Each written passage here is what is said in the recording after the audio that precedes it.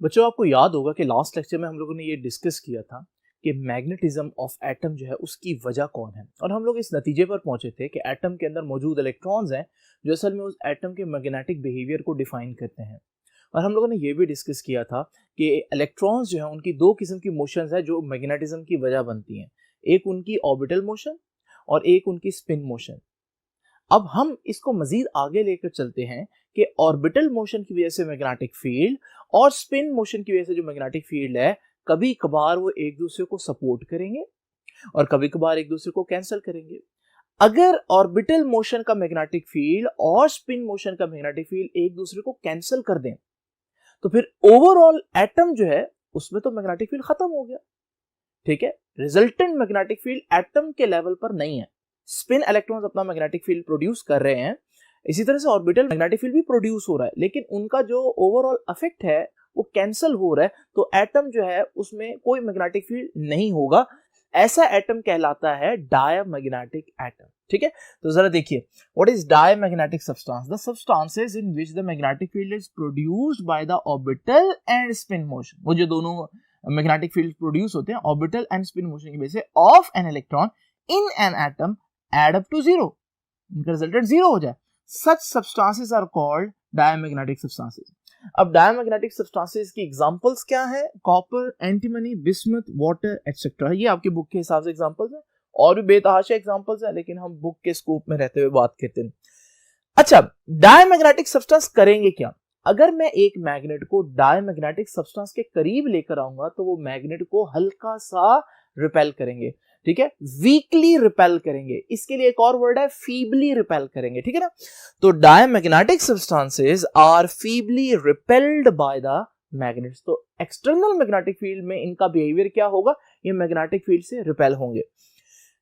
उसके बाद अगर हम देखें एटॉमिक लेवल पर जाकर कि उनके अंदर ऐसा क्या है कि हमारे पास जो मैग्नेटिक फील्ड है वो एड अप टू जीरो हो रहा है, तो हम देखते हैं कि उनके पास जो इलेक्ट्रॉन्स हैं वो सारे के सारे पेयर्ड इलेक्ट्रॉन्स हैं।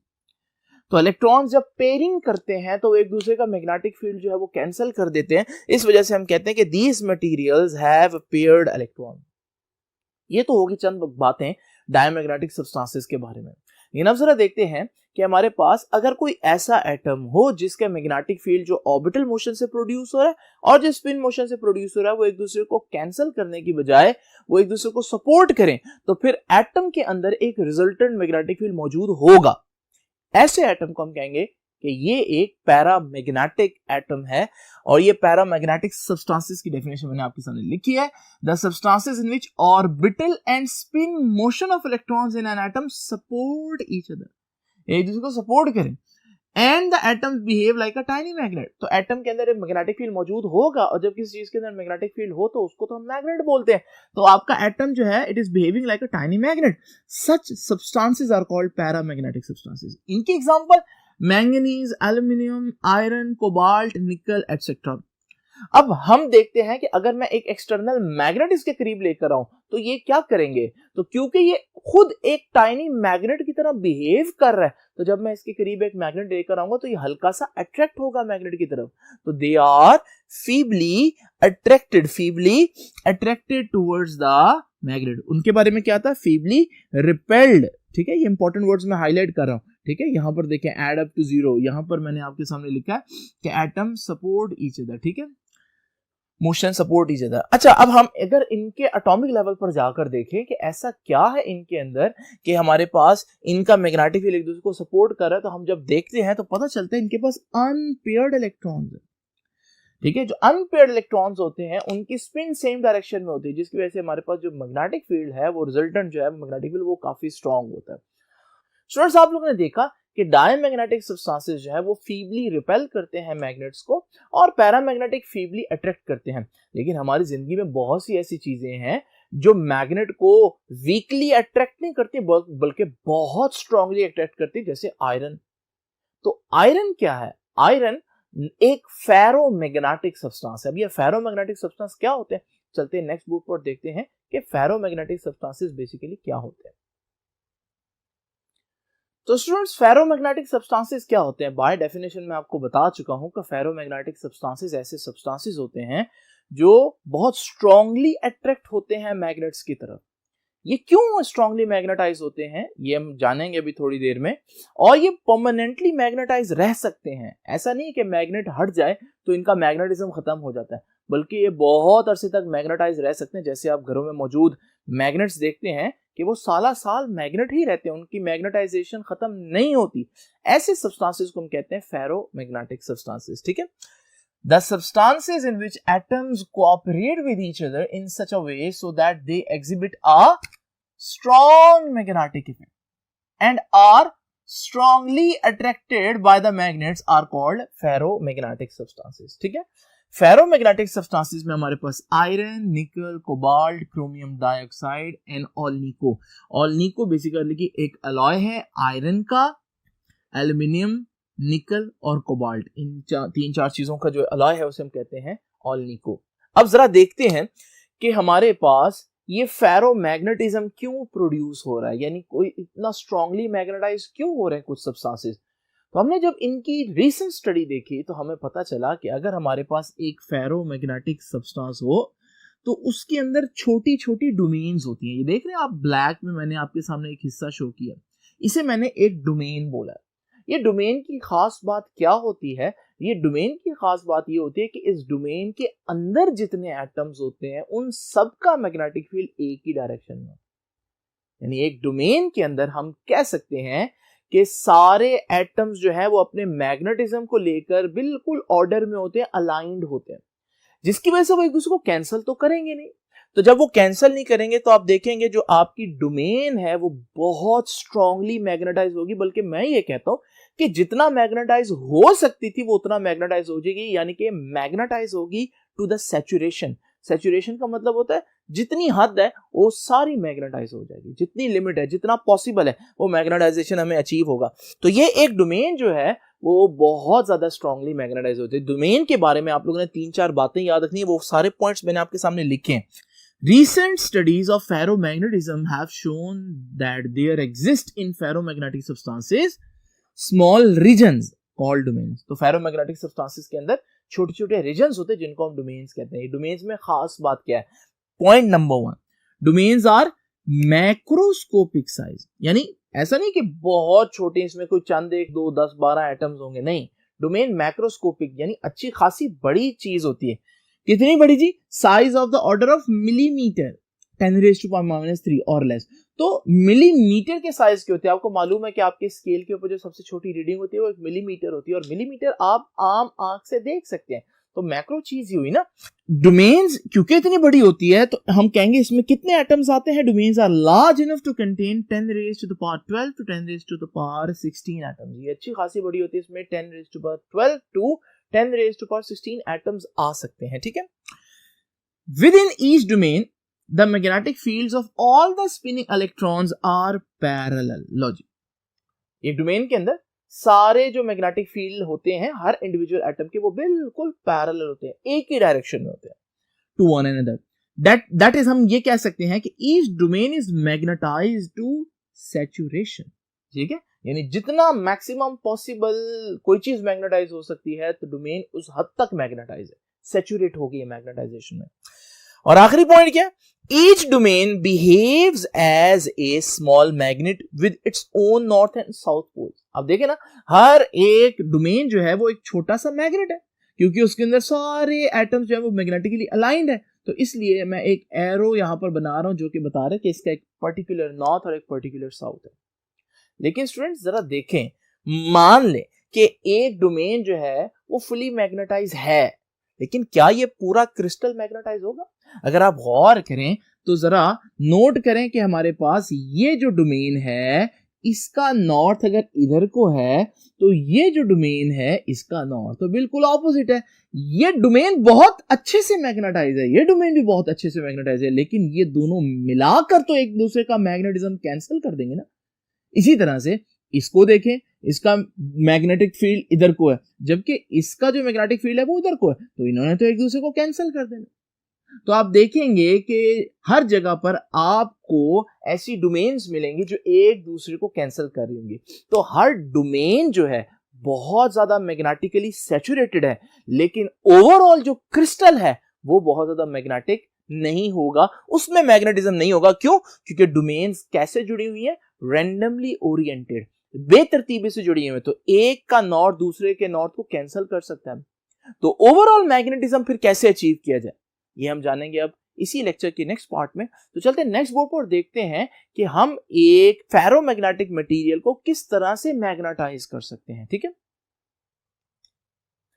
स्टूडेंट्स, ये मेरे पास एक स्पेसिमेन है जो फेरोमैग्नेटिक है, और आप देख रहे हैं कि इसमें डोमेन्स नजर आ रही है। हर डोमेन बहुत ज्यादा मैग्नेटिकली सैचुरेटेड है, लेकिन मसला वही है कि डोमेन्स इंडिविजुअली तो मैग्नेटाइज्ड हैं, लेकिन ओवरऑल जो स्पेसिमेन है उसमें मैग्नेटाइजेशन ना होने के बराबर है।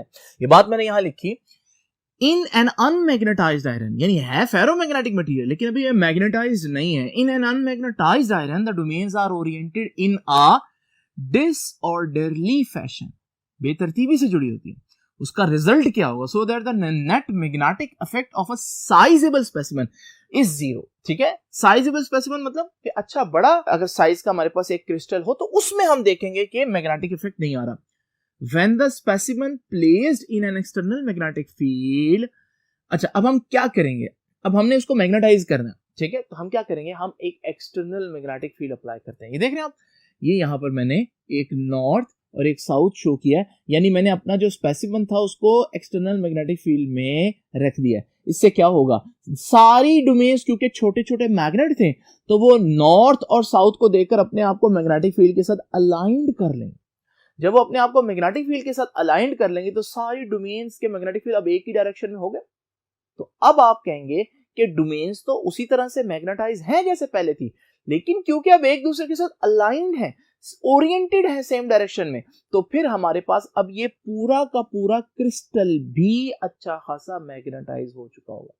अब ये पूरा स्पेसिमन जो है ये मैग्नेटाइज हो चुका है। ठीक है, यहां पर लिखा है when the specimen placed in an external magnetic field, external magnetic field में अगर रखें the domains line up parallel, domains उसके पैरेलल हो जाएंगी to the lines of external magnetic field and the entire specimen becomes saturated. पहले domain saturated थी लेकिन हमारा जो स्पेसिमन था उसमें मैग्नेटिक फील्ड नहीं था ओवरऑल, लेकिन अब डोमेन्स तो सैचुरेटेड हैं ही, लेकिन अब हमारे पास जो पूरा स्पेसिमन है वो भी सैचुरेटेड हो गया। This process is called magnetisation. इस प्रोसेस को हम मैग्नेटाइजेशन कहते हैं। मैग्नेटाइजेशन में हम लोगों ने क्या किया? एक्सटर्नल मैग्नेटिक फील्ड अप्लाई किया। तो अगर आपसे पूछे कि मैग्नेटिज्म कैसे प्रोड्यूस किया जा सकता है फेरोमैग्नेटिक मटेरियल में, तो आप कहेंगे by applying an external field, or you can say by placing the specimen inside a magnetic field। ठीक है, मैग्नेटाइजेशन में आपने टोटल 3 बातें याद रखनी है। ठीक है, पहली बात मैंने आपको बता दी है कि मैग्नेटाइजेशन करनी कैसे है, एक्सटर्नल फील्ड अप्लाई करके। उससे होगा क्या? रैंडमली ओरिएंटेड डोमेन्स अलाइंड हो जाएंगे एक दूसरे के साथ। दूसरी बात आप लोगों ने याद रखनी है कि इसी बात को कहने का एक और अंदाज है। जब हम कह रहे हैं कि हम लोगों ने डोमेन्स को अरेंज कर दिया, तो हम ये भी तो कह सकते हैं कि पहले ये डोमेन्स अरेंज नहीं थी, तो आपका जो एटम था वो एक पैरामैग्नेटिक एटम था, लेकिन अब आप देख रहे हैं कि हमारे पास ये एक फेरोमैग्नेटिक सिस्टम बन गया है, यानी स्ट्रांगली मैग्नेट की तरफ अट्रैक्ट होने वाला सिस्टम बन गया है। तो अगर मैं आपसे पूछूं कि इस प्रोसेस में क्या हुआ, तो हम ये भी कह सकते हैं कि paramagnetism has been converted into ferromagnetism. ठीक है, we can say that during magnetization paramagnetic behavior is converted into ferromagnetic behavior। ठीक है, अच्छा तीसरी बात आप लोगों ने क्या याद रखनी है कि क्या मैग्नेटाइजेशन का कोई और तरीका है? एक तरीका तो ये हो गया ना, एक्सटर्नल मैग्नेटिक फील्ड अप्लाई कर दें। क्या कोई और तरीका है? तो एक और तरीका भी है, और वो है कि आप किसी भी मटेरियल में से जो फेरोमैग्नेटिक है करंट पास करें। जब आप उसमें से करंट पास करेंगे तो करंट पास करने से भी डोमेन्स अलाइंड हो जाती हैं और फिर वो फेरोमैग्नेटिक सब्सटेंस बन जाएगा। तो मैग्नेटाइजेशन करने का एक तरीका क्या है? करंट पास करें। Another method to magnetise the substance is by passing current through the material. तो ये 3 बातें होंगी हमारे पास जो आप लोगों ने मैग्नेटाइजेशन के बारे में याद रखनी है। अब जरा देखते हैं क्या ऑपोजिट हो सकता है, यानी क्या मैं इस सिस्टम से इसमें जा सकता हूं, यानी अलाइंड हो डोमेन्स और मैं उनको डिसओरिएंट कर दूं। क्या ये मुमकिन है? बिल्कुल ये भी मुमकिन है, लेकिन ये कैसे किया जाएगा? ये किया जाएगा हीट देकर, क्योंकि आपको मालूम है जब हीट दी जाती है तो एटम्स की जो वाइब्रेशनल किनेटिक एनर्जी वो बढ़ जाती है, वो तेजी से वाइब्रेट करना शुरू हो जाते हैं, जिससे उनकी अलाइनमेंट खराब होना शुरू हो जाती है। तो जब अलाइनमेंट खराब होगी डोमेन्स फिर से इस तरह से रैंडमली ओरिएंट हो जाएंगे। तो ये जो प्रोसेस है ये मैग्नेटाइजेशन तो नहीं है, ये तो उसका उल्ट है। इसे हम कहेंगे डीमैग्नेटाइजेशन, ठीक है। The thermal vibrations of atoms of a ferromagnetic substance tend to disturb the orderliness of the domains. Thermal vibrations, ठीक है। When they are heated, they begin to lose their orderliness. ठीक है, उनका ऑर्डर जो है वो खत्म होना शुरू हो जाएगा, उनकी तरतीब खत्म होना शुरू हो जाएगी due to increased thermal motion, क्योंकि उनकी थर्मल मोशन बढ़ गई है। इस प्रोसेस को डीमैग्नेटाइजेशन कहते हैं, ठीक है। अब डीमैग्नेटाइजेशन के बारे में भी आपने 3 बातें याद रखनी है। पहली बात मैंने आपको बता दी है कि डीमैग्नेटाइजेशन होती क्या है। अच्छा, डीमैग्नेटाइजेशन में आप इसको इसमें कन्वर्ट कर रहे हैं, दूसरे अल्फाज में फेरोमैग्नेटिक बिहेवियर को पैरामैग्नेटिक बिहेवियर में कन्वर्ट कर रहे हैं, ठीक है। तो देखिए, we can say that during demagnetization ferromagnetic substance is converted back to a paramagnetic। वहां मैंने क्या बोला था, पैरामैग्नेटिक से फेरो बन गया, यहां फेरोमैग्नेटिक से पैरामैग्नेटिक बन गया। वहां पर तीसरा पॉइंट क्या था कि क्या मेरे पास कोई और तरीका है मैग्नेटाइजेशन का। तो यहां तीसरा पॉइंट क्या होगा कि क्या मेरे पास कोई और तरीका है डीमैग्नेटाइज करने का। जी हाँ, डीमैग्नेटाइज करने का भी एक और तरीका है, और वो है बाय हैमरिंग। यानी अगर आप किसी चीज को फिजिकली हिट करो, तो आपको पता है फिजिकली हिट करने से भी उसके एटम्स जो है वो जब उनको फोर्स लगती है तो वो डिसओरिएंट हो जाते हैं, बॉडी डीफॉर्म हो जाएगी। जब बॉडी आपके सामने मैक्रोस्कोपिकली डीफॉर्म होगी तो एटॉमिक लेवल पर भी डीफॉर्म होगी, तो डोमेन्स जो है वो हमारे पास अलाइंड नहीं रहेंगे, ठीक है। Another method to demagnetise the substance is by hammering the material, ठीक है। लो जी बच्चों, ये 3 पॉइंट्स हो गए। आपने देखा कि डीमैग्नेटाइज करने का क्या तरीका है, हीट दें।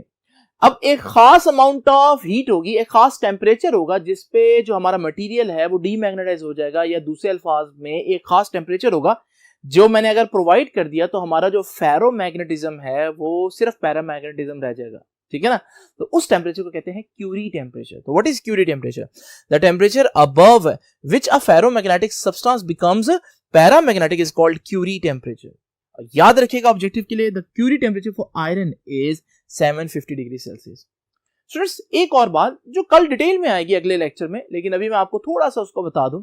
हमारे पास जो मैग्नेटिक सब्सटेंसेस हैं वो 2 तरह के होते हैं। एक को हम कहते हैं soft magnetic substances. Soft magnetic materials क्या होते हैं? ऐसे मैग्नेटिक मटेरियल जो आसानी से मैग्नेटाइज हो जाए, तो फिर वो आसानी से डीमैग्नेटाइज भी हो जाएंगे। जैसे कि खुद आयरन एक सॉफ्ट मैग्नेटिक मटेरियल है। तो सॉफ्ट मैग्नेटिक मटेरियल्स क्या होते हैं? Which can easily magnetise and which can also easily demagnetise. आसानी से मैग्नेटाइज हो जाए, आसानी से डीमैग्नेटाइज हो जाए, जैसे कि आयरन खुद। ऐसे मटेरियल्स कहां इस्तेमाल होते हैं? जहां हम चाहते हैं कि चीज मैग्नेटाइज ना हो, और अगर हो तो जल्दी से डीमैग्नेटाइज हो जाए, ज्यादा एनर्जी हमें ना इस्तेमाल करनी पड़े डीमैग्नेटाइज करने के लिए। तो ऐसी चीजें इस्तेमाल होती है हमारे पास इलेक्ट्रोमैग्नेट्स में और ट्रांसफार्मर के कोर में। इसकी मजीद डिटेल हम कल डिस्कस करेंगे। और उसके बाद आप लोगों ने यह भी याद रखना है कि हमारे पास हार्ड मैग्नेटिक मटेरियल्स वो मैग्नेटिक मटेरियल्स होते हैं जो बहुत मुश्किल से मैग्नेटाइज हो जाए, लेकिन एक दफा जब वो मैग्नेटाइज हो जाते हैं तो फिर वो आसानी से डीमैग्नेटाइज भी नहीं होते। आप खुद सोचें, ये कहां इस्तेमाल होंगे? ये तो वहां इस्तेमाल होंगे जहां हम चाहते हैं कि मैग्नेटिज्म खत्म ना हो, जैसे खुद परमानेंट मैग्नेट्स में।